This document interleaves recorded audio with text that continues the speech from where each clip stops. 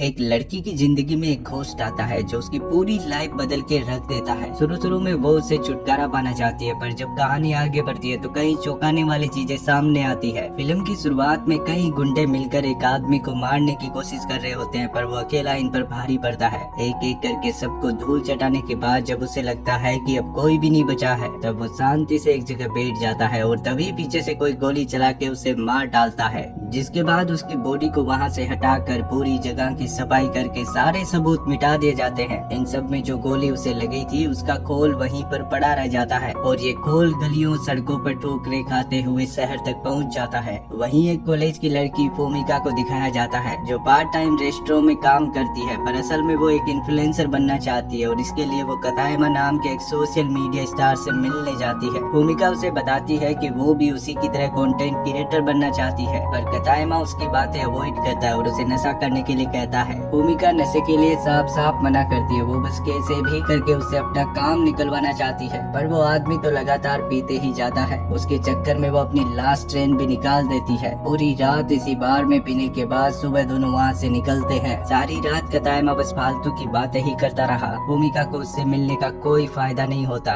उसका मन कर रहा था कि कतायमा को लात मार के वहीं गिरा दे, पर वो ऐसा नहीं करती। घर जाते समय भूमिका सीढ़ियों में गिर जाती है और देखती है कि उसके सामने कोई ब्लड का खोल पड़ा है। वो उसे उठाकर देखती है तो कुछ पल के लिए जिस गन से वो गोली चली थी उसके विजन्स दिखाई पड़ते हैं। वो जल्दी से खुद को संभालती है और खोल को अपने पर्स में डालकर घर की तरफ निकल जाती है। अपार्टमेंट के सामने उसकी फ्रेंड माहो खड़ी थी जो बताती है कि वो आज अपने घर नहीं जा सकती। भूमिका उसके चेहरे की चोट को देखकर कहने लगती है कि तुम मुझसे ब्रेकअप क्यों नहीं कर लेती, जिसके बाद दोनों घर में चली आती है। अचानक भूमिका देखती है कि दरवाजे के पास कोई आदमी खड़ा है, जिसे देखकर वो चौंक जाती है। माहो पूछती है क्या हुआ, तो कहने लगती है कि यह आदमी कौन है। माहो नजर घुमाकर दरवाजे की ओर देखती है और कहती है कि तुम क्या बोल रही हो, वहाँ पर तो कोई भी नहीं है। भूमिका कहती है वो आदमी पूरा ब्लड में सना हुआ है और माहो को लगने लगता है कि जरूर उसने कोई नशा किया है। भूमिका उस आदमी की तरफ कुछ फेंकती है जो उसके आर पार निकल जाता है और ये देखते ही वो भूत भूत चिल्लाने लगती है। माहो भी उसे देखकर थोड़ा घबरा जाती है। वो उसे शांत करने की कोशिश कर रही होती है और जब वो आदमी वहाँ से गायब हो जाता है तब जाकर भूमिका की सांस में सांस आती है। तभी माहो के पास कोई मैसेज आता है और वो कहती है कि मुझे जाना होगा। जाने से पहले वो भूमिका को डॉक्टर से मिलने की सलाह देकर जाती है। भूमिका जैसे ही अपार्टमेंट का दरवाजा बंद करके घूमती है, पीछे से उसी आदमी की आवाज आती है कि क्या उसे जाने देना ठीक था। भूमिका डर के मारे कोने में सिमट जाती है और कहती है कि इसने बात की। फिर दरवाजा खोलकर भागने की कोशिश करती है, पर जब वो आदमी देखता है कि ये गिरने वाली है तो उसका हाथ पकड़ लेता है,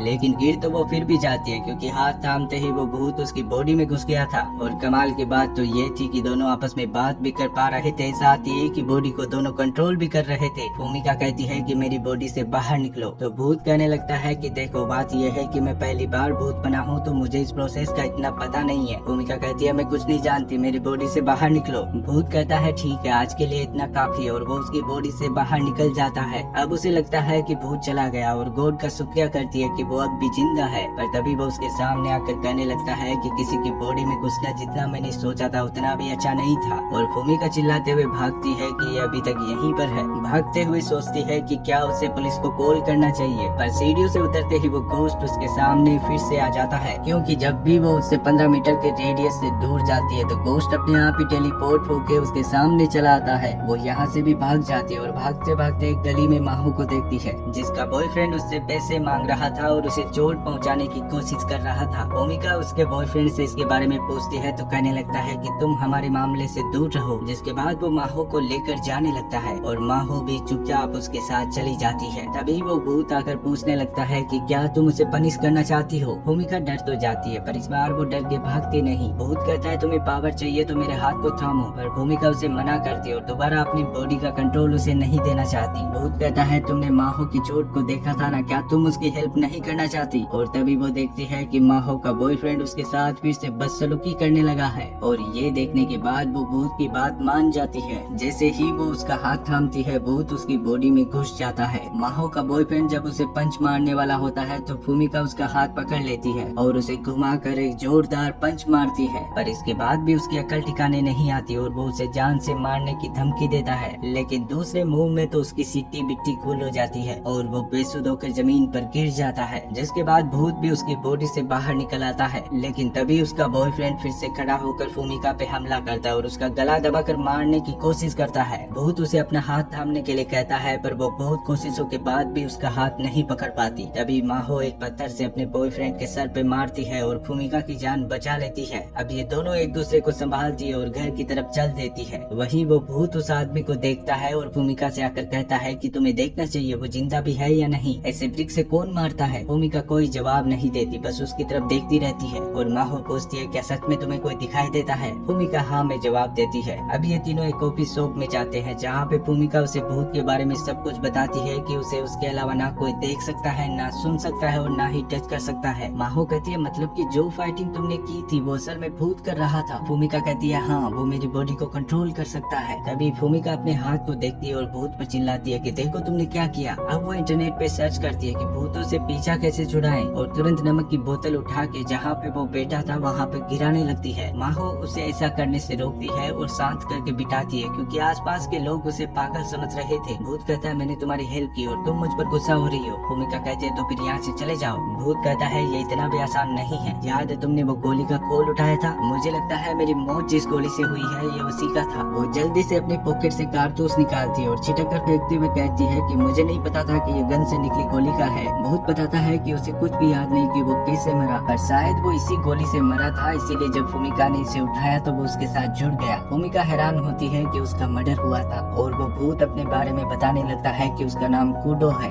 मरने से पहले वो एक हिटमैन था। ये सुनकर तो भूमिका की सिट्टी बिट्टी गुल हो जाती है। कूडो बताता है कि वो किसी संस्था के लिए काम करता था और शायद उसी संस्था के किसी ग्रुप ने उसको मारा है, तो जब तक वो अपनी मौत का बदला नहीं लेता तब तक उसकी मुक्ति नहीं होगी। कूडो कहता है कि हम दोनों मिलकर उनको चुन चुन के मारेंगे, बस तुम मेरी हेल्प करना। और भूमिका जो उसकी बातों से पूरी शौक में थी साफ साफ मना करके जल्दी से यहाँ से निकल जाती है। भूमिका माहो को बताती है कि उसे किसी हिटमैन के बदले में कोई दिलचस्पी नहीं है और अब से वो कूडो को इग्नोर करने का फैसला करती है। कूडो कहता है अच्छा होता कि वो कारतूस तुम्हें ना मिलकर किसी सोल्जर को मिल जाता। भूमिका माहो को एक अलार्म देती है और कहती है कि अगर वो आदमी दोबारा दिखे तो मुझे कॉल करना और पुलिस को बताना मत भूलना। जिसके बाद वो उसे बाय बोलकर चली जाती है। अब वो एक चर्च की तरफ जाती है और उस कारतूस को वहीं फेंक कर गौर से कहती है कि उसका कूडो से पीछा छूट जाए। कूडो बताता है कि वो इसमें एक्सपर्ट तो नहीं है पर उसे नहीं लगता कि ये इस तरह काम करता है। तभी भूमिका के पास कतायमा का मैसेज आता है जो एक नरुमी नाम के लड़के के साथ था, जिसे देखकर वो काफी एक्साइटेड हो जाती है। कूडो पूछता है कि ये नरुमी कौन है और तुम इसे देखकर इतने एक्साइटेड क्यों हो। भूमिका बताती है कि ये सोशल मीडिया स्टार है, इसके पास 70,000 से भी ज्यादा फॉलोवर्स है। कूडो भी उसकी फोटो देखता है और चौंकते हुए कहता है कि ये नरुमी तो अच्छा आदमी नहीं है। भूमिका पूछती है तुम्हें कैसे पता, पर कूडो सब भूल गया था, उसे कुछ भी याद नहीं था और भूमिका उसकी बातों को इग्नोर करके चली जाती है। वो उसी बार में जाती है जहाँ पर कतायमा और नरुमी पार्टी कर रहे थे और वो भी उनके साथ पीने बैठ जाती है। जल्दी उसे एहसास होता है कि वो दोनों उसको छूने की कोशिश कर रहे हैं और अब उसका सर घूमने लगा था। वो कहती है मुझे ठीक नहीं लग रहा, अब शायद मुझे घर जाना चाहिए और काउंटर पे पैसे देकर जाने लगती है, पर वो ठीक से चल भी नहीं पाती। उसे एहसास होता है कि इन दोनों ने उसकी ड्रिंक में कुछ मिलाया है। कतायमा और नरुमी आपस में बातें कर रहे होते हैं कि हमने सोचा भी नहीं था कि ये ड्रग्स इतना जल्दी काम करेगा। और तभी भूमिका खड़ी होकर गुस्से में उन दोनों को देखते हुए कूडो से कहती है कि तुम्हारा शुक्रिया मुझे बताने के लिए कि ये दोनों मुझे ड्रग्स दे रहे थे। एक्चुअली हुआ यूँ था कि उस समय कूडो को याद आ गया था और उसने भूमिका को बताया कि नरुमी और कतायमा लड़कियों को ड्रग्स देते हैं और फिर उनका फायदा उठाते हैं और इनके बारे में वो इसलिए जानता है क्योंकि कूडो जिस संस्था के लिए काम करता था वो ऐसी पिल्स बनाती है और उसने कई बार इन दोनों को वहाँ से पिल्स खरीदते देखा था। भूमिका उसकी बातों का विश्वास तो नहीं करती पर वो कोई भी रिस्क नहीं लेना चाहती, इसलिए वो कूडो से कहती है कि अगर ये सच हुआ तो मैं उनकी हड्डियाँ तोड़ दूंगी। कूडो पूछता है पर तुम भला ये कैसे कर पाओगे और वो कहती है कि मैं तुम्हें अपनी बॉडी में आने दूंगी। कूडो कहता है पर मैं तुम्हारी हेल्प क्यों करूँ। भूमिका कहती है इसके बाद मैं भी तुम्हारी हेल्प करूंगी। कूडो कहता है ठीक है, पर मुझे लगता है कि बारटेंडर और स्टाफ भी उनसे मिले हुए हैं और होता भी बिल्कुल ऐसा ही है, पर बारटेंडर जब उसकी ड्रिंक में ड्रग्स मिलाता है तो कूडो उसे बता देता है। भूमिका उन दोनों से कहती है कि मुझे पता है तुम लोगों ने मेरी ड्रिंक में ड्रग्स मिलाया है, चुपचाप खुद को पुलिस के हवाले कर दो नहीं तो अच्छा नहीं होगा। पर वो दोनों उस पर हंसने लगते हैं और बताते हैं कि पुलिस उनका कुछ नहीं बिगाड़ सकती। जिसके बाद भूमिका कूडो के साथ कनेक्ट होती है और कहने लगती है कि अब पछताने के लिए बहुत देर हो चुकी है। कतायमा उसका मजाक उड़ाता है इसलिए वो सबसे पहले उसी की छुट्टी करती है।